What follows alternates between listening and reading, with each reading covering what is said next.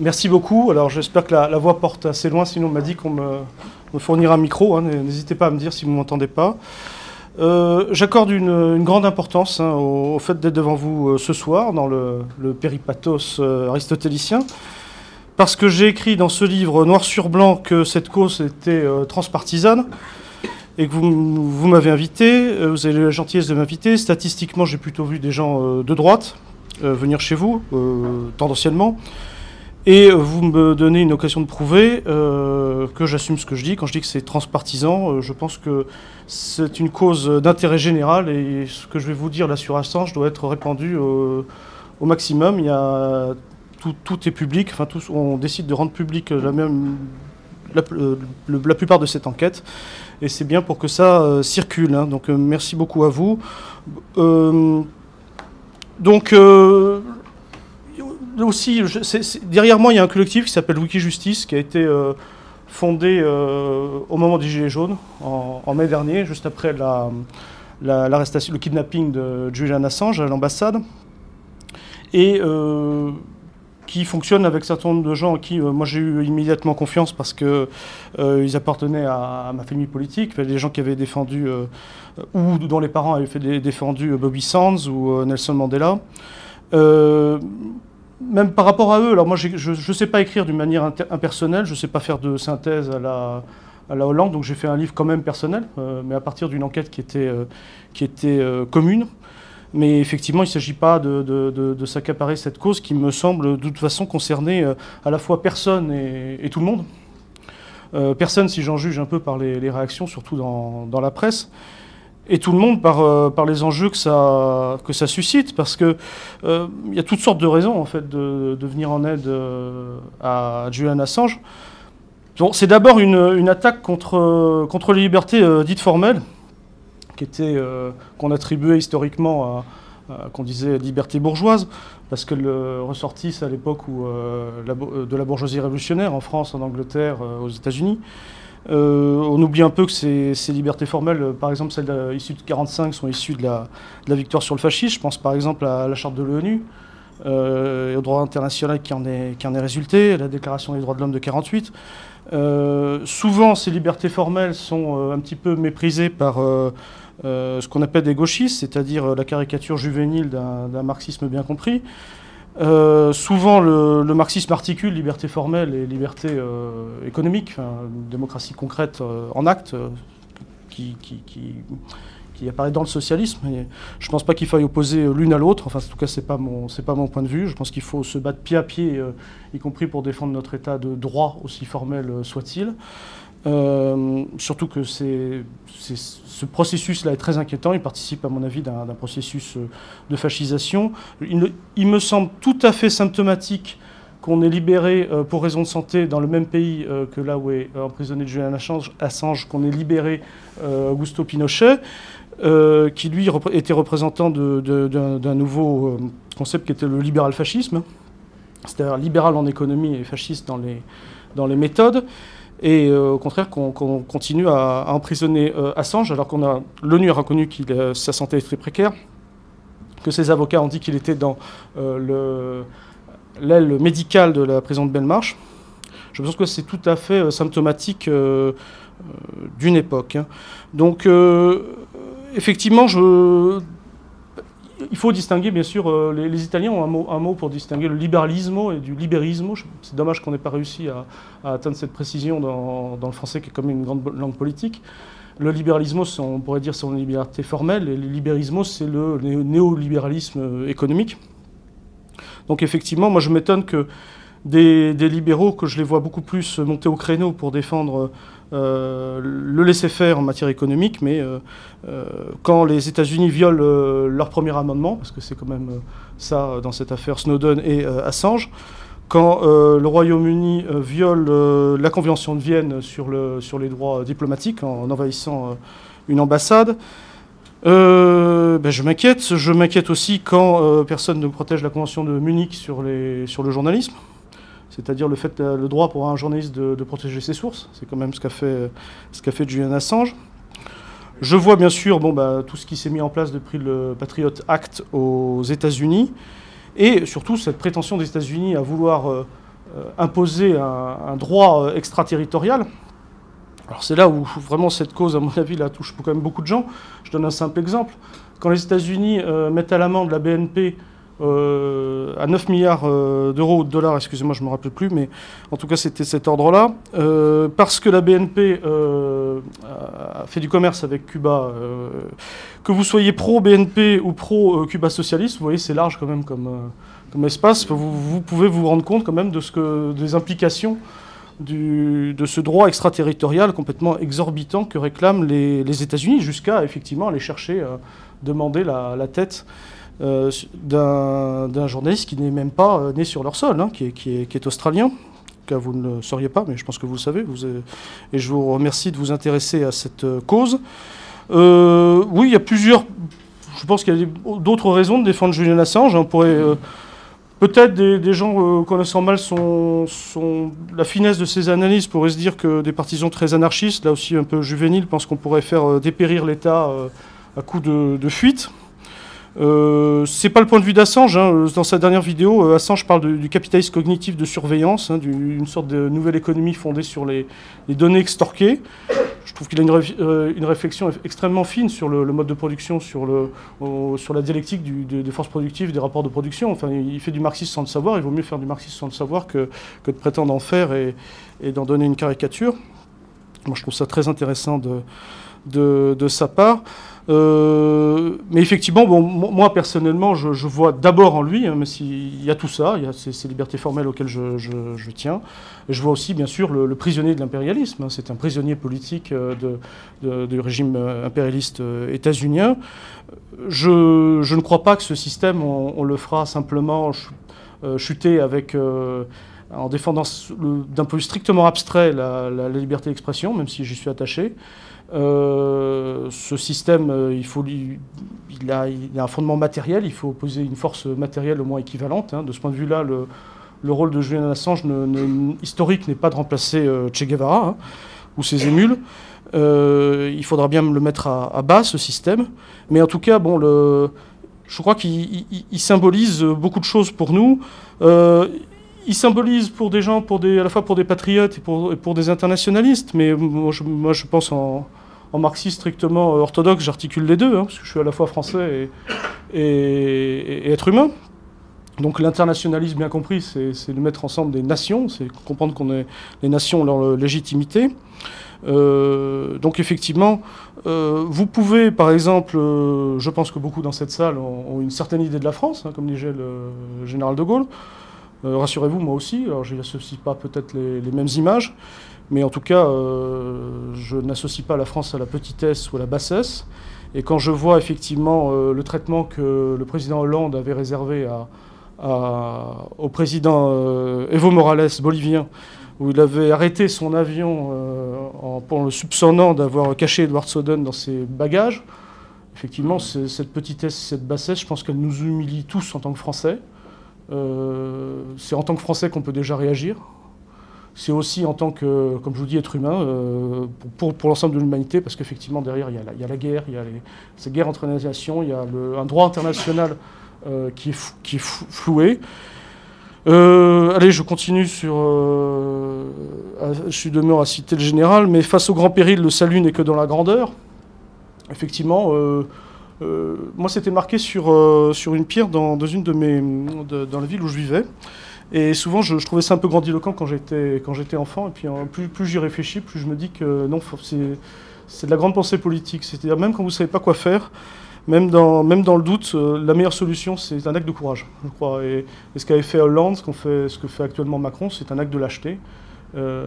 Tout ce qu'on attendrait, ce serait un acte de courage. Et je pense qu'on en a besoin en tant que Français par rapport à l'humiliation qu'on vit actuellement, cette disparition de la France dans le carcan de l'Europe et dans ce dictat états-unien.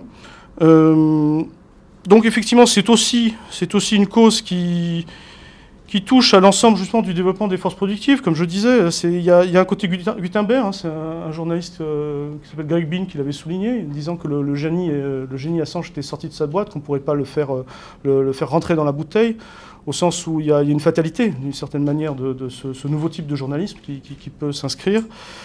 J'y mettrai quelques bémols. Je crois aussi que c'est lié à un destin de l'Occident, c'est-à-dire que ce que font des Snowden et des Assange, c'est-à-dire ce sont des gens fondamentalement qui ont conscience du patriotisme, qui sont eux-mêmes bien ancrés dans certaines valeurs de leur civilisation, notamment celle du journalisme, hein, parce que quand même, on peut dire on peut penser beaucoup de mal du monde anglo-saxon, mais c'est vrai que c'est quand même les pays où le journalisme a été quand même poussé à un professionnalisme quand même très avancé. De ce point de vue-là, on est en retard. Effectivement, je crois que quelqu'un comme Snowden, au bout d'un moment, s'est posé la question du patriotisme et du nationalisme. Enfin, disons au sens où patriotisme et nationalisme, c'est comme ça que il y a une dialectique entre l'un et l'autre, c'est-à-dire que le patriotisme, c'est défendre sa patrie, et le nationalisme, c'est agresser les autres. Hein. Je crois, même De Gaulle encore disait, il y a l'amour des siens et puis la haine des autres. Je pense que Snowden a compris, au bout d'un moment, il s'est posé lui-même une simple question sur est-ce que les États-Unis ont le droit de mettre à mal le droit international et de surveiller le monde entier de cette manière, hein, jusqu'au portable de Merkel et j'en passe. Qu'est-ce que ça crée comme dysfonctionnement? Est-ce que c'est défendre l'honneur de son pays que continuer dans cette voie-là? Est-ce que ce n'est pas le mettre en danger? Et c'est vrai que on revient à nos propres problématiques. Hein, on se rappelle tous la fin du silence de la mer de Anatole France, hein, il est beau pour un soldat de désobéir à des ordres criminels. Au bout d'un moment, je pense que c'est ça il s'est posé comme question. Mais je veux dire, voilà, c'est ancré aussi dans cet Occident qui débordait un petit peu de son cadre. Et c'est aussi très propre, j'allais dire, c'est pas cette mode, mais disons cette fatalité des lanceurs d'alerte, parce qu'au bout d'un moment, un système aussi injuste produit forcément une sorte une réaction humaine, hein, tout simplement, qui est une réaction de dignité. Je crois qu'elle est quand même liée en fait à un système impérialiste injuste. Et elle s'inscrit aussi peut-être dans un monde anglo-saxon où justement l'individu face à Dieu, parce qu'il y a le prêtrise universel, rapport direct à Dieu, favorise une forme d'introspection, ce que Hegel appelait la Moralität par rapport à la Sittlichkeit, hein, c'est-à-dire une sorte de moralité directe, pas une moralité liée à des mœurs. Donc effectivement, dans un monde beaucoup plus confucéen, on pense d'abord peut-être plus à une morale inscrite dans la communauté, on est moins dans cette dialectique. Mais ce qu'exprime Snowden, ce qu'exprime Assange, c'est aussi un certain destin de l'Occident. C'est à la fois donc une problématique intemporelle, si on veut dire, par rapport à une dialectique entre l'individu et l'État. Mais c'est aussi, il faut replacer aussi Assange dans le moment actuel, hein, comprendre la portée. Avant tout, pour moi, je parle en homme de ma génération, hein, qui atteint la quarantaine, mais je pense que beaucoup de gens me comprendront s'ils ont mon âge, parce que je crois qu'il a redonné un visage à la guerre. Parce que la guerre n'avait plus de visage hein, depuis la fin de la guerre froide. Alors que pourtant c'était le retour de l'impérialisme. Les États-Unis n'ont jamais fait autant de guerre après la chute de l'URSS. Et c'était l'époque de la guerre en Irak, c'était l'époque des journalistes, excusez-moi je vais faire un anglicisme, des journalistes embedded, c'est-à-dire intégrés, incorporés. Peut-être on n'utilise plus beaucoup ce terme-là, mais je trouve qu'il était déjà suffisamment scandaleux. D'ailleurs, je ne sais pas si c'est une très bonne... Peut-être qu'il y a des spécialistes d'étymologie anglaise dans la salle, mais il y a quand même le mot bed dedans. Hein. Je veux dire, c'est des journalistes qui couchent, en fait. Hein, et qui couchaient avec leur propre armée. Parce que c'était ça, le concept. C'est tous ces journalistes qui accompagnaient l'armée US pendant l'invasion de l'Irak. C'était ça qu'on voulait nous faire avaler. On a parlé là, des guerres en Yougoslavie. C'était très bienvenu. En rappelant d'ailleurs que ce monsieur Hitlerosevich, comme l'appelait une certaine presse occidentale, on l'a laissé mourir en prison, donc ça existe. Hein. C'était aussi l'époque où un certain Gemici, je ne sais pas, vous vous souvenez, c'était le porte-parole de l'OTAN, et qui venait toutes les semaines vous expliquer comment l'OTAN faisait de jolies frappes chirurgicales sur la Yougoslavie. Vraiment, c'était l'époque de pensée unique. Alors, j'ai essayé de voir qui avait vraiment inventé le terme de pensée unique. J'ai vu Jean-François Kahn, extrême centre, Ignacio Raimonet, extrême gauche, Alain Benoît, plutôt extrême droite. bon, en gros, ça a été perçu par tout le monde. À partir du début des années 90, tout le monde a bien vu ce qui s'était passé. C'est l'époque de la fin de l'histoire, pas version Hegel, mais version Fukuyama, le chien heureux, hein, le happy dog. Hein, c'était quand même l'horizon indépassable de cette époque. Tout ça, c'est ce contexte de guerre.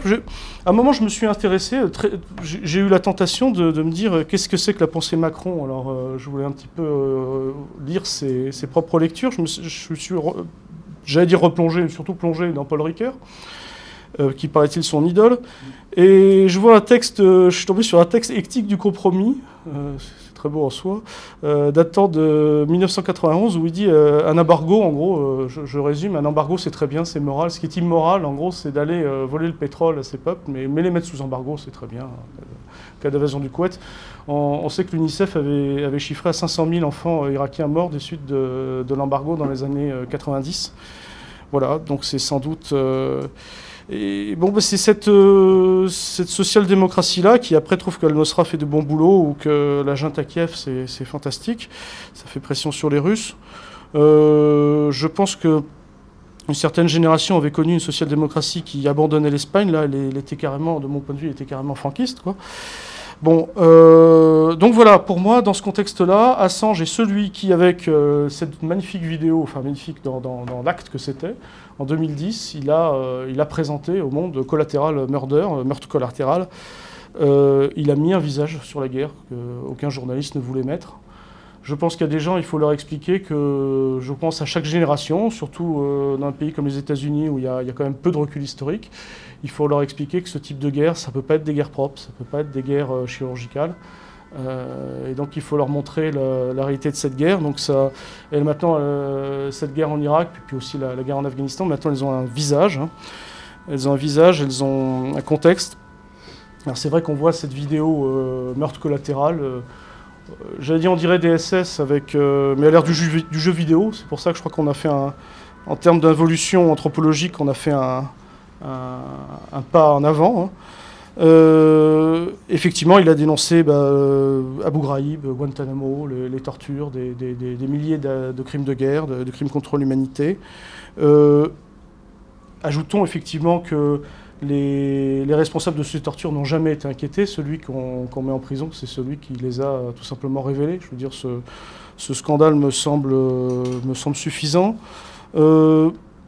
C'est bizarre parce que moi je suis j'allais dire culture athée, je ne sais pas ce que ça veut dire, mais simplement j'ai aucune éducation religieuse. Mais en écrivant le cas Assange, en essayant de prendre la plume, je me rendais compte que je faisais du sous-évangile apocryphe, mais je revenais à des réflexions bibliques, simplement, ça m'est tellement christique comme parcours. Ou alors je faisais du sous-xénophon dans l'apologie de Socrate. Hein.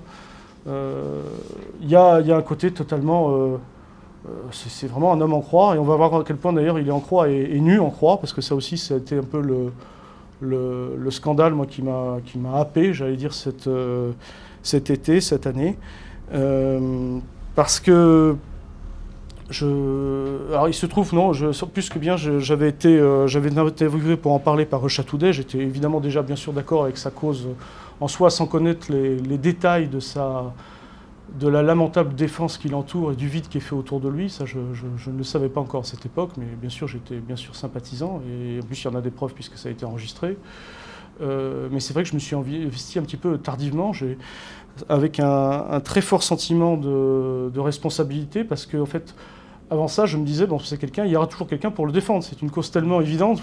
Je vous ai donné des raisons d'être de gauche, de droite, de jaune, vert, rouge. Vous avez toutes les raisons de le défendre, ne serait-ce que si vous êtes un être humain. Et ben, je me suis rendu compte que ce n'était pas le cas, et que simplement, et à partir de là, je me suis dit, il faut prendre ses responsabilités. Alors, je ne sais pas si écrire, c'est sortir hors du rang des assassins. Je crois que c'est une formule un peu rapide, et puis qui ne responsabilise pas suffisamment, mais en tout cas, je ne veux pas participer à cette saloperie-là. Rappelons quand même, donc, Assange est innocent de tout crime, hein, il n'a enfreint aucune législation des pays où il était. Alors, ce n'est pas un flibustier informatique. Bon, il a eu un passé de hacker, hein, c'est quelqu'un de compétence dans ce domaine, mais ce qu'on lui reproche finalement, c'est d'avoir exercé le métier d'éditeur, journaliste-éditeur, à partir d'une source qui lui a été révélée, en l'occurrence par Chelsea Manning. Alors, il n'est pas spécialement pro-russe. Enfin, je sais que la russophilie est un crime dans ce pays, mais il n'est pas au sens, non, il n'est pas au sens, je veux dire, des services. Hein. Il a répandu dans masse de documents de WikiLeaks. Il a répandu énormément de dossiers russes. Bon, quantitativement, je ne demande pas un jugement de valeur, mais en termes d'informations révélées, c'est le plus grand journaliste de tous les temps. C'est une évidence, c'est un journaliste multiprimé. Il y a beaucoup de journalistes qui aujourd'hui disent qu'il n'est pas lui-même pas journaliste parce que simplement le mode de révélation les déroute un peu, mais c'est aussi qu'il s'est mis à la page de certaines nouveautés, disons. Alors, autre chose à rectifier, il n'a pas mis de vie en danger. C'est même un responsable du Pentagone qui l'a reconnu, qui a été incapable de façon de produire une liste de gens qui l'auraient mis en danger. Même si effectivement, bon, le fait de rentrer dans ce débat-là, je pense, pose des problèmes philosophiques. Je veux dire, est-ce que si quelqu'un avait révélé les noms de l'aspirant Moser tué par le colonel Fabien ou de Cause Barbie, bon, je ne sais pas, est-ce que ça aurait été un crime, mais bon, moi, personnellement, peu importe, je trouve qu'il y a une manière très idéologique de traiter le problème, mais en tout cas, non, il a pas, on le voit même d'ailleurs dans un film qui s'appelle Risque, on le voit en train d'essayer alors qu'il va répandre l'information, en train de dire, bon, bah, si vous avez des noms à retirer, enfin, en train de dire qu'on peut faire ce qu'on appelle du doctoring en anglais, hein, une certaine publication des textes et des informations, bon, même s'il n'a pas d'interlocuteur. Alors, il n'y a pas de viol. Hein, le dossier suédois, je répète qu'il a été accusé de... juste après cette vidéo Meurtre collatéral, qui est une des plus emblématiques des révélations de Wikileaks, il s'est retrouvé en Suède, à mon avis, dans une sorte de traquenard. Le dossier qui est lié à cela, il ne s'agit pas d'un viol. Le mot ne figure pas. Une traduction d'un mot suédois voulait dire viol mineur, quelque chose comme ça, mais en fait, bon, il s'agirait d'un rapport sexuel consenti, mais non protégé. Donc Assange s'est prêté à un test de MST, quoi, et effectivement, il refusait de se rendre sur le sol suédois parce que la Suède avait un dossier, un contrat d'extradition vers les États-Unis.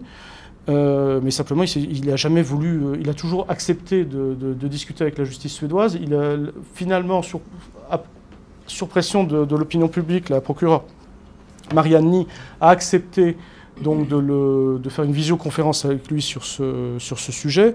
Mais alors, ce qu'il faut savoir, c'est que le dossier a été d'abord clos par la procureure Eva Finet, parce qu'il n'y avait rien dedans. Il a été rouvert sans pièces ajoutées au dossier, ce qui est aberrant d'un point de vue strictement juridique. Et alors qu'une des deux plaignantes a retiré sa plainte et qu'on ne sait pas où est l'autre, ça a été rouvert par une troisième personne. Qui est cette personne? Un avocat qui s'appelle Claes Borgström, hein, ce n'est pas du tout les clients, enfin les plaignantes. Ce Claes Borgström est donc un avocat dont le cabinet, qui possède un cabinet avec un autre acolyte qui s'appelle Thomas Bodström, ils ont presque le même nom, hein. Ce Bodström et ce Borgström, donc, excusez-moi, mais c'est comme ça. Je ne sais pas comment on prend le suédois. Bodström, je ne sais pas allemand. Bon, en tout cas, ce Thomas Bodström était l'ancien ministre de la Justice suédois du début des années 2000, dans les années 2000-2010. Il était surnommé Monsieur USA dans son pays. C'est un social-démocrate. Alors, il faut savoir que la social-démocratie suédoise, c'est plus du tout celle d'Olof Palme qui s'opposait à la guerre du Vietnam. Hein. Ça a complètement, vous savez qu'Olof Palme a été assassiné dans les années 80. Ça avait beaucoup changé. Et une des pires histoires d'extradition vers une des prisons de la CIA avec torture s'est passée sous la juridiction de ce monsieur. C'est une extradition de Suède. C'est l'affaire Aguisa et Alzeri. Et ils avaient été expédiés vers une prison égyptienne et torturés. Donc on comprend pourquoi, effectivement, Julian Assange n'avait absolument pas envie de retourner en Suède dans ce contexte. Et vous voyez quel type de personne qui a rouvert pour la troisième fois ce dossier suédois. Il faut savoir que Madame Anna Hardin est une social-démocrate assez étonnante parce qu'elle était connue dans les milieux anticastristes. Alors elle avait l'officier de police, l'officière de police qui a pris la déposition est une amie et membre du même parti que Madame Hardin, s'appelle Irmélie Krantz. Et la déposition a été faite, donc c'est elle qui a rédigé la plainte, hein, cet officier de police. Et c'était dans un poste de police qui était très loin de l'endroit où se trouvait Madame Hardin. Hein. Il se trouve que Assange était hébergé chez ces gens-là, tous membres de l'aile chrétienne du Parti social-démocrate. Voilà. Donc ça aussi, moi j'ai un certain nombre de doutes pour comment ça se fait qu'à partir de 2010, il est si mal conseillé. Mais ça fait partie, j'allais dire, encore du dossier. Et aussi comment ça se fait que un certain nombre de vices de procédure qui auraient dû faire complètement effondrer l'affaire n'ont pas été utilisés, disons, par les avocats. Je me demande même si des avocats commis d'office n'auraient pas été meilleurs. D'autant plus que depuis 2011, c'est toujours le Doughty Street Chambers, c'est-à-dire un grand cabinet d'avocats qui a les faveurs d'Assange, enfin qui préside à sa défense, et avec des résultats que l'on sait. Auparavant, il s'appuyait sur des avocats qui étaient quand même liés au milieu syndical, milieu ouvrier. On les voyait batailler. Hein. C'était des jeux. Là, ça commence à me poser problème. On va revenir un peu sur la question des avocats. Autre vice de procédure évident, la juge en charge du dossier britannique, Lady Arbuthnot, qui donne des leçons à M. Assange en disant que c'est un affreux personnage qui n'a conscience que de ses propres intérêts. Elle aussi a sans doute des intérêts bien matériels, bien précis, parce que son mari travaille dans une boîte de sécurité qui s'appelle SC Security, avec donc là encore deux autres associés, dont l'un est l'ancien dirigeant du MI6, hein, le service secret britannique, et l'autre est un spécialiste de la législation antiterroriste, hein. Donc propre à la Grande-Bretagne, propre au Royaume-Uni. Ce qu'il faut savoir, c'est que l'ancien dirigeant de MI6, c'est celui qui avait monté ce dossier qui, comme vous savez, tient vraiment la route, qui est celui des armes de destruction massive en Irak. C'est vraiment des gens dont on peut absolument louer le sens de la vérité, et de l'honnêteté, la probité. Bon, il me semble évident que cette juge, là encore, n'importe quel avocat commis d'office pouvait la dégommer. Hein. Bon, ça n'a pas été le cas. Donc voilà, pour rentrer un petit peu dans les détails, alors d'abord, j'avais commencé à écrire un article qui était paru simultanément dans Initiative communiste et le Grand Soir. Et en fait, je me suis rendu compte que cet article n'était pas suffisamment explicite, il n'était pas assez commenté. Et surtout, j'avais beaucoup de choses à rajouter et peut-être que je me ferais mieux comprendre. Donc je vais vous le lire tout en vous le commentant. J'en arrivais en fait à la conclusion qui était un contrôle médical de l'ONU pour Julian Assange. J'ai oublié d'ailleurs, si on parle de l'ONU, j'ai oublié aussi de dire qu'un des scandales de cette affaire, c'est que l'ONU demande depuis 2016 la libération, l'indemnisation et la conduite de Julian Assange en lieu sûr, en montrant qu'il s'agit de la persécution de plusieurs États. Il y a un rapport là de l'ONU, des rapporteurs de l'ONU sur la torture, qui montre que Julian Assange a été torturé psychologiquement et dans une mission de radio en mai, il a dit qu'il pouvait mourir en prison. Donc je commençais comme ça. Parce que l'avocat britannique de Julian Assange, John Jones, est mort prétendument par suicide en avril 2016. Bon, ça commence déjà, il y a tout un contexte autour d'un nombre de morts assez effrayant autour d'Assange. Parce que son confrère aux États-Unis est mort le mois d'après, Michael Ratner. Et c'est vrai qu'à l'époque, je ne vais pas ajouter, mais il faudrait aussi les ajouter, parce que c'est la même année. Seth Rich, je ne sais pas si vous savez qui c'est, c'était un des responsables de la campagne du Parti démocrate aux États-Unis. Alors lui, le suicide est difficile à prouver, parce que ce sont des balles dans le dos qui lui ont été tirées dessus. Voilà. Alors, un autre membre de ce même comité, John William Ashey, est mort en faisant des exercices, comment on appelle ça, de musculation. La barre lui est tombée dessus. Voilà. Et cette même année, 2016, qui était Bloody Year, comme a reconnu Wikileaks, une année sanglante, c'est Gavin McFadden qui était le mentor, on pourrait dire, de Julian Assange, qui est mort lui aussi.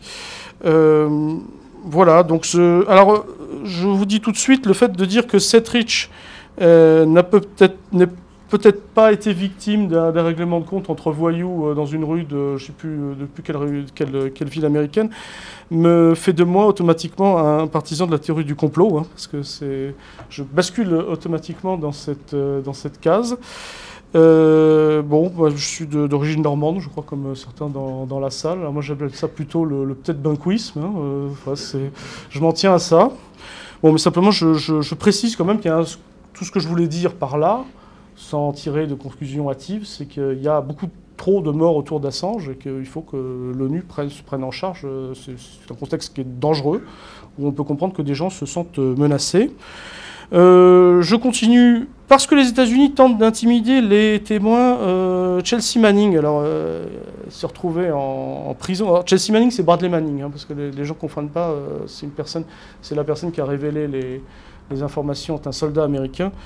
Mais c'est la même personne, hein, donc s'appelait Bradley Manning, changé de sexe, s'appelait maintenant Chelsea Manning. Donc on dit elle quand on dit Chelsea Manning. Donc elle est en prison et elle refuse de témoigner. Elle est une personne très courageuse en tout cas parce ça s'appelle une intimidation de témoin. On cherchait à la faire témoigner contre Assange. Elle avait été condamnée à 35 ans de prison, puis finalement elle a été graciée et là ils l'ont récupérée, ils l'ont remis en prison. Donc, intimidation de témoins des gens autour d'Assange.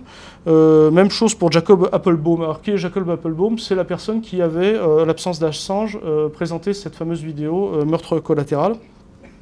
Alors, lui aussi, il y a eu des accusations de viol contre lui. Voyons, je pense que quand on rentre à Wikileaks, il doit y avoir une mentalité particulière. Donc, voilà, ça commence à faire beaucoup, cette loi des séries.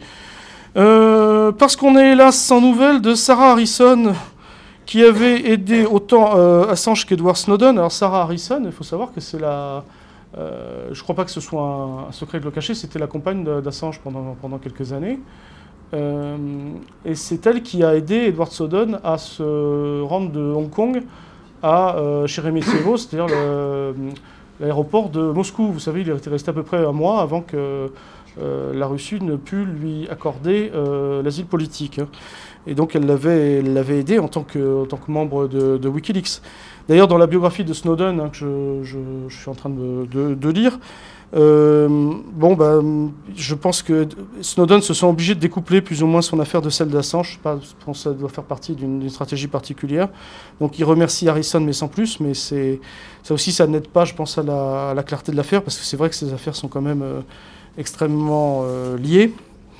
Et je ne comprends pas aussi d'ailleurs pourquoi on parle de Snowden pour ne pas parler d'Assange, alors que, pour l'instant, heureusement, Snowden n'est pas lui-même en danger de mort, mais pour Assange, c'est vraiment le cas.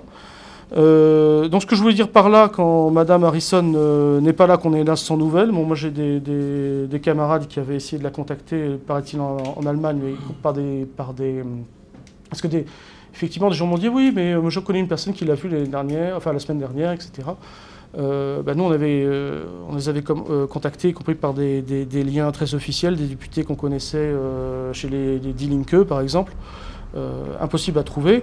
D'ailleurs, je n'en conclus rien. Hein. Peut-être je ne sais absolument pas ce qu'il en est. Tout ce que je constate, c'est qu'il n'y a personne de proche d'Assange autour de lui. Il y a un problème aussi avec la famille d'Assange. Assange avait dit qu'il avait une famille française. Ça n'avait pas ému visiblement le président Hollande, puisqu'il avait refusé l'exil en 50 minutes. Hein, ça avait été décidé. Donc, il a donc une femme et un enfant en France, dont on ne sait rien. Donc, simplement, je constate qu'ils ne sont pas là. Je ne sais absolument pas d'ailleurs pour quelle raison. Je ne jette la pierre à personne. Hein. Simplement, j'aurais vraiment mauvaise grâce à attaquer des proches, surtout dans un cas pareil. Mais simplement, ce que je constate, c'est qu'il est seul. Idem pour sa mère. Alors, ce qu'il faut savoir, c'est qu'il y a un dossier très lourd biographique de Julian Assange. Il est né, c'est pas sa faute, il est né au sein d'une secte en Australie. Il a expliqué lui-même, il a dû fuir cette secte avec sa mère. Il a fait 37 écoles, ce qui explique un petit peu sa personnalité. À mon avis, je le sens comme ça, une personnalité de résilient, hein, c'est-à-dire quelqu'un qui a subi un fort traumatisme et qui a réussi à se construire. Et donc, je pense qu'après, on doit se sortir un peu, pousser des ailes et se dire, je suis capable de m'attaquer à un empire. C'est logique, quoi, c'est même assez beau, mais tout simplement, ce qui pose problème, c'est quelle est sa famille, parce que Madame Christine Assange, on la voit tweeter à la vitesse de Donald Trump, mais personne ne la voit autour de Belmarsh, elle reste en Australie. Pourquoi ? Je pose simplement la question. Il a un père qui s'appelle John Shipton, qu'il a croisé 2 fois dans sa vie, donc là il l'a vu en prison, ça fait 3. Là aussi, ça semble... Il y a une sorte de vide autour de lui. Je le dis ça comme un simple élément de contexte, hein, mais disons que ça n'aide pas. Hein. Ça n'aide pas pour la défense d'un prisonnier politique. Alors que je pense que ce que j'essaie de vous montrer, c'est que c'est quand même, à mon avis, toute l'humanité concernée par lui. Je veux dire, c'est notre frère, c'est une partie de nous-mêmes qui est là-bas, qui est emprisonnée, c'est nos libertés qui sont emprisonnées. Hein. Donc je suis frappé par ce contraste entre l'absence de famille et pourtant le symbole qu'il représente en soi. Alors je continuais dans cet article, parce que dans ce qui reste de l'entourage actuel d'Assange, Joseph Farrell, présenté comme l'ambassadeur de Wikileaks, siège au conseil du Center for Investigative Journalism, lequel est financé par l'Open Society de George Soros. Alors, effectivement, l'Open Society de George Soros a dû financer beaucoup d'associations de défense de la liberté d'expression, parce que c'est un petit peu son cheval de bataille et sa manière d'entrer dans les affaires politiques, son prétexte. Effectivement, sans rentrer dans un complotisme exacerbé, je note simplement que Julian Assange s'en était pris au réseau Soros, puisqu'il les avait dénoncés dans, à mon avis, ce qui semble être le 2e point le plus important des révélations de Wikileaks, mais c'est très subjectif parce qu'il y a tellement de choses qui ont été révélées. Le 2e point le plus important en 2016, c'était les courriers entre John Podesta, le directeur de campagne de Hillary Clinton, et George Soros lui-même, notamment pour organiser des manifestations anti-Trump, hein, l'organisation MoveOrg. C'est bizarre pour une ONG hein, d'être aussi lié à un État, finalement, la politique d'un État. Donc effectivement, Julian Assange, en direct de l'ambassade d'Équateur, avait montré prise de risque énorme, et il a montré quelque chose qui, à mon avis, me semble assez emblématique de cette fausse gauche, hein, dont Hollande et Macron sont les représentants, et que je vomis plus que tout. Il avait montré en quoi le point Hillary Clinton, en fait, avait fait le plus grand contrat de toute l'histoire des États-Unis et de l'Arabie Saoudite, un contrat d'armement, et qu'en même temps, l'Arabie Saoudite finançait et la fondation Clinton et Daesh. Donc il avait montré par A plus B, hein, CQFD, l'Arabie Saoudite, la fondation Clinton et Daesh sont financés par les mêmes sources. Voilà. Donc, aussi que Mme Clinton avait été financée pour une conférence de Goldman Sachs, dont ça avait complètement plombé sa campagne. Des gens ont dit que Assange roulait pour Trump. Il y a eu encore d'autres révélations qui n'arrangeaient pas Trump non plus. Mais effectivement... moi, je n'ai pas pardonné personnellement à Bernie Sanders d'avoir dit qu'il fallait voter pour Clinton parce que Trump était le mal absolu. Je crois que le fait de ne pas alerter les États-Unis sur les conditions, sur ces choses les plus importantes, c'est une responsabilité énorme qu'il a prise. Moi, j'ai plus du tout confiance en ce monsieur, entre Bernard Sanders, dit Bernie. Bon. Donc voilà, simplement, sans imaginer que M. Soros a des mains partout, dirige tout, je ne tombe pas dans ce complotisme-là, je constate tout simplement qu'il s'est vanté sur CNN en 2014 d'avoir été partie prenante des événements de la révolution en orange en Ukraine. Il l'a reconnu lui-même, hein, donc là c'est pas... Peut-être même d'ailleurs qu'il exagère, hein, peut-être qu'il se croit à un rôle très important, mais bon, je crois que... en tout cas, je trouve étrange que des porte-paroles de Wikileaks soient financés par la fondation de M. Soros. Pareil, une avocate d'Assange, Renata Avila, alors qu'on voit dans le film Risque de Laura Poitras, hein, autour d'Assange il y a quelques années, elle est devenue entre-temps directrice exécutive depuis 2018 de la Fundación Ciudadanía Inteligente, des citoyens intelligents, parce qu'il doit y en avoir qui ne le sont pas pour elle. Et donc cette fondation est financée par l'Open Society de Soros, et même, alors là c'est quand même fort de café, par la National Endowment for Democracy, la NED. La NED, c'était fondée sur Ronald Reagan, Donc là aussi, ça pose quand même un certain nombre de problèmes. Alors, je me disais, bon, peut-être qu'elle est un peu sortie du circuit. Ben là, je vois, je m'intéresse beaucoup au tweet de l'avocate en chef de Assange qui s'appelle Jennifer Robinson. Et je vois qu'elle tweet et retweet les informations sur Renata Avila. Ça n'a pas l'air de lui poser problème non plus. Donc cette Jennifer Robinson a fondé une fondation qui s'appelle la Bertha Foundation. On voit qu'elle ne doit pas bien connaître le contexte français parce que ce mot fait évidemment penser à la grosse Bertha. Ça passerait pas en France, hein, mais... Et voilà, c'est vraiment les gros sabots, justement. C'est un peu une sorte d'association de bien-pensance. Elle ne défend que la liberté d'expression. Je crois qu'il est question d'Assange, c'est les grands principes, l'abstraction. On ne sait jamais où en est le prisonnier Assange, dans quelles conditions il se trouve. Il n'y a jamais rien. Alors, ce sont des gens du monde diplomatique hongrie qui m'ont renseigné. Vous voyez, c'est pas des gens qu'on peut qualifier de complotistes, mais qui m'ont dit que bon, bah, l'officine avec laquelle travaille la Bertha Foundation en Hongrie, bah, c'est aussi Soros. Bon, outre, je ne me gargarise pas simplement d'avoir fait des liens entre telle ou telle personne. C'est vrai que ça n'est pas suffisant, je pense, pour faire une enquête. Mais simplement, il faut quand même souligner que cette avocate en chef, Jennifer Robinson, qui est toujours présentée comme son avocate, qui récemment, dans une interview, exhibait la carte de presse de Julian Assange, donc à ses papiers, alors qu'on sait que Julian Assange, d'après John Pilger, le journaliste n'a pas accès à ses propres documents, donc c'est elle qui est responsable. Rien n'a été fait pour interjeter appel en juillet 2019 de la condamnation à 50 semaines pour rupture de bail qu'il purge actuellement à Belmarsh. Monsieur Rafenson, H-R-A-F-E-N-S-O-N, c'est la personne qui est en charge de Wikileaks actuellement. Monsieur Rafenson a dit que c'était une perte de temps et d'argent d'essayer d'interjeter appel de cette condamnation. Alors pourtant, du temps et de l'argent, enfin de l'argent en tout cas, ils en ont consacré, puisqu'ils se payent les services d'un certain Leigh Bureau, L-E-I-G-H Bureau, lequel a, c'est tout à fait étonnant parmi ses collaborateurs, ce qu'ils appellent le World Renowned Philosopher, le philosophe mondialement reconnu, qui est un certain Bernard-Henri Lévy. Voilà. Donc on fait mieux quand même comme adversaire de l'impérialisme. J'en conclus pas, rassurez-vous, que Bernard-Henri Lévy a manipulé Rafenson, mais je pense que c'est pour montrer quand même cette espèce de collusion implicite, ce petit milieu de défenseurs abstraits de la liberté d'expression et qui ne se rendent pas du tout compte de ce que c'est qu'un rapport de force avec un empire. J'hésite tout le temps, je balance tout le temps entre ou l'idée d'un complot, des complots que ça existe dans l'histoire, ou simplement de l'incurie, de l'incompétence. En tout cas, à chaque fois, vous avez... là récemment, le 13 septembre, il y a eu une audience très importante, c'était vendredi dernier, où en fait les 50 semaines ont été réduites à 25 pour permettre en fait une extradition. Ça a été relevé dans la presse.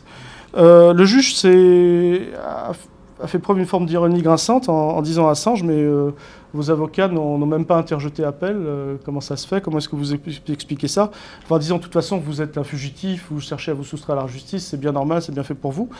Et à la question comment est-ce que vous expliquez ça, Assange répond, mes avocats vont certainement expliquer.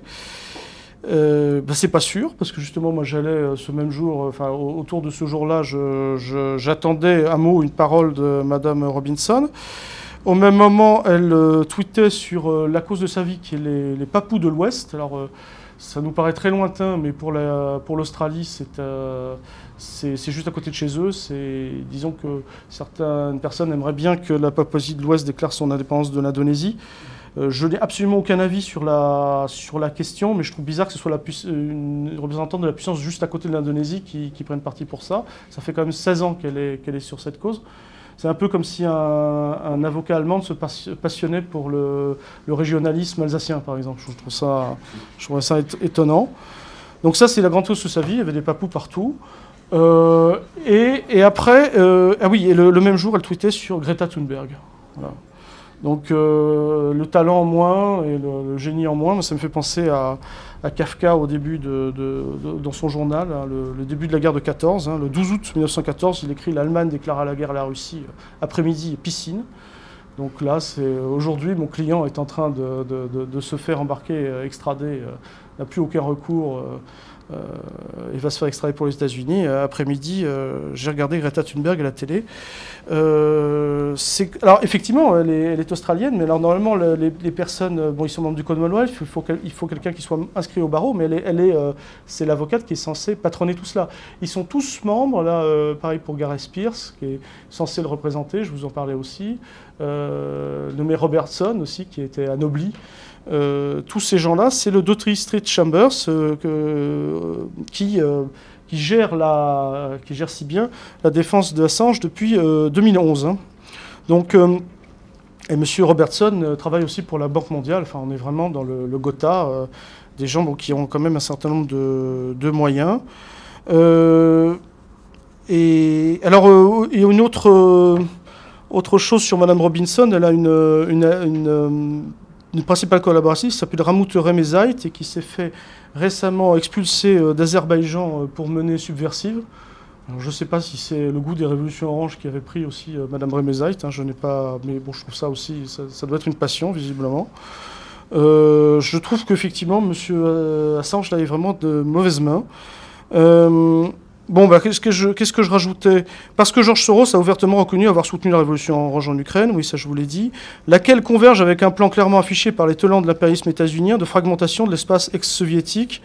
Et je citais Zbigniew Brzezinski pour les intimes, qui avait même dévoilé ce plan, je crois que c'est dans le Grand Échiquier. Vous savez, je crois que c'est presque le même plan que Heinrich Himmler, finalement, c'est un plan de fragmentation de la Russie, de l'ex-Union soviétique en trois. Par la route des invasions, hein, toujours l'Ukraine, avec ce pistolet braqué sur la tente de Moscou. Donc ça, c'est la gauche états-unienne qui était... Parce que Zbigniew Brzezinski était le conseiller des démocrates. Hein, c'était monsieur conseiller à la défense des démocrates. Hein. Donc, et effectivement, ce lien entre Soros et les démocrates a été prouvé par Wikileaks. Je veux dire, on est dans quelque chose qui est... là, c'est la russophobie en acte. Hein. Parce que Wikileaks a révélé les connivences entre Soros et l'équipe de campagne, ça je vous l'ai expliqué. Parce que les dirigeants états-uniens, Hillary Clinton comprise, ne cachent ni la haine qu'ils éprouvent envers Julian Assange, ni leur volonté de le faire taire à jamais. Bon, elle a dit que c'était une blague quand on avait rapporté ses propos sur le fait qu'il fallait le droner, excusez-moi pour le néologisme, hein, il faut s'adapter à l'époque. Mais effectivement, quand je vois ce journaliste qui est un peu l'Horatio de l'Hamlet de Belmarsh, hein, John Pilger, qu'on voit beaucoup parler d'Assange, et qui dit c'est l'Amérique de Trump qui veut la mort d'Assange. C'est pas que l'Amérique de Trump, c'est l'Amérique de Clinton et de Trump. Enfin, c'est l'Amérique en règle générale. Bon.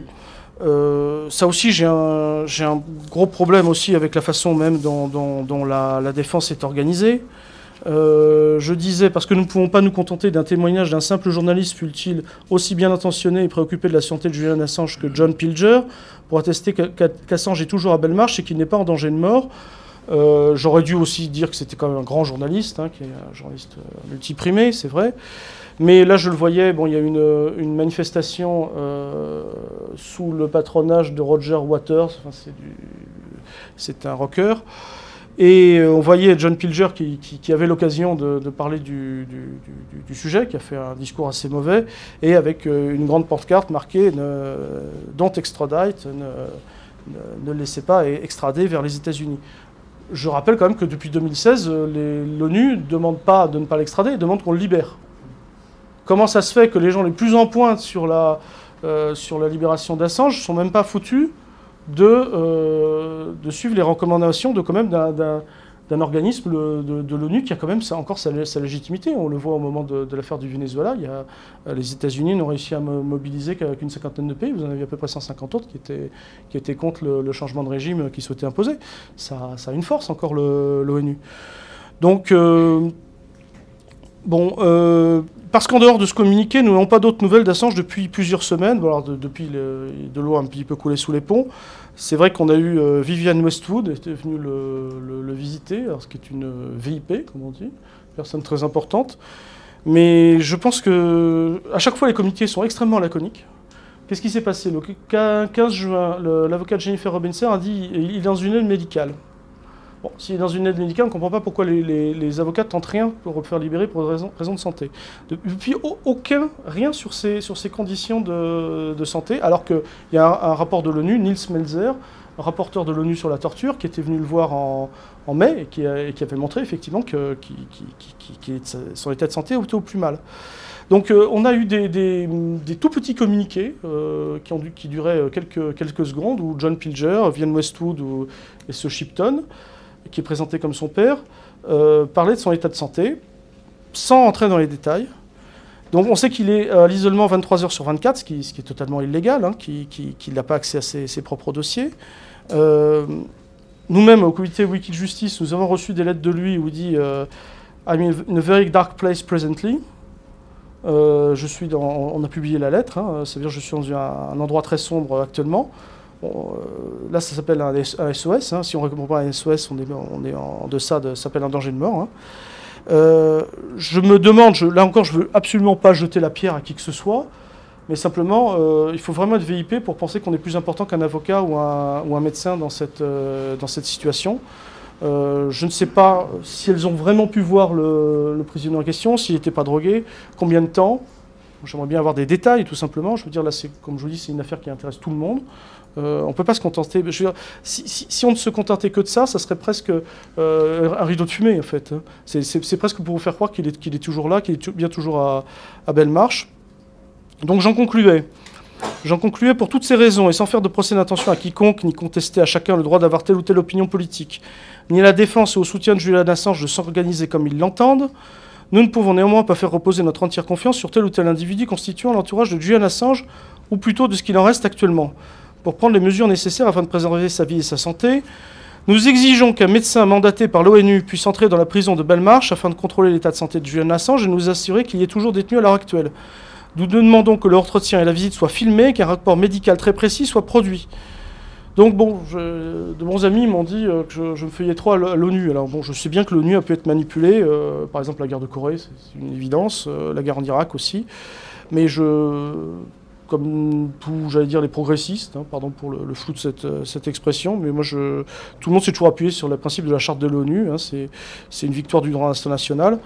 Et effectivement, je pense qu'il faut s'appuyer sur le principe de l'ONU, y compris moi j'ai écrit à ce Nils Melzer, je sais qu'il est au courant il était au courant de cet article, pour faire pression, parce qu'il ne suffit pas de produire un rapport, mais là maintenant il faut envoyer des gens pour les mandater, et de toute façon il faut respecter cette expertise de l'ONU et puis ce droit international. Bon, et donc j'en concluais, Julian Assange doit également être libéré immédiatement afin d'être pris en charge dans une structure médicale bienveillante qui le sauve. Il est invraisemblable que le dictateur Pinochet ait été libéré pour raison de santé, alors que Julian Assange est toujours aux mains d'États qui se sont érigés en gendarmes du monde et dont il a largement démasqué les crimes. Alors, bon, depuis, comme je vous dis, il y a encore d'autres événements. Là, une personne de Wikijustice était à Londres il y a encore quelques jours. Audience le 20. Était prévenue au dernier moment. Elle va à l'audience le vient au Westminster, à la cour de Westminster. Appel, j'ai publié la photo sur mon Facebook, excusez-moi, pour le mode, mais j'en donnerai une publicité plus large. On a sur la porte de ce tribunal, il y a une liste avec une liste d'extradition où Julian Assange est en première position. Il y a marqué extradition vers les États-Unis. Il est avec, on pourrait dire, puisqu'il n'a pas le statut de prisonnier politique, il est avec d'autres extradés. Alors des extradés, ces extradés ont, je pense, des migrants par exemple. Alors quand des gens ont des noms en SCOU, c'est vers la Roumanie. Quand ils ont des gens en ski, c'est vers la Pologne. Et lui qui est australien, lui c'est vers les États-Unis, mais ça n'a pas l'air de gêner personne. Et il est en en pole position là sur l'extradition. Donc cette personne, maintenant je peux révéler son nom, je ne pouvais pas le faire il y a 2 jours. Elle s'appelle Monika Karbowska. Je donne les noms parce que dans cette histoire, il y a aussi beaucoup de faux profils, de gens qui surgissent de nulle part. Donc moi je discute avec des gens qui ont une existence réelle, hein, un statut social fut-il minime, mais en tout cas une existence prouvée. Bon, je sais qu'elle existe, Monika Karbowska, parce qu'il se trouve que je l'ai publiée en tant qu'éditeur. Donc Monika Karbowska est allée à cette audience le 10. Il n'y avait ni Julian Assange, ni avocat. Bon. Le même jour, elle fonce au cabinet de Gareth Pierce, qui est censé s'occuper de la partie anglaise de la défense. Elle n'arrive pas à voir Gareth Pierce, mais on lui dit « Mais aujourd'hui, c'était une audience technique ». Ah bon, alors si les avocats ne s'occupent pas de l'aspect technique, ils s'occupent de quoi alors dans une juridiction? Donc, en tout cas, voilà, on a bien la photo. Il est sur une liste d'extradition.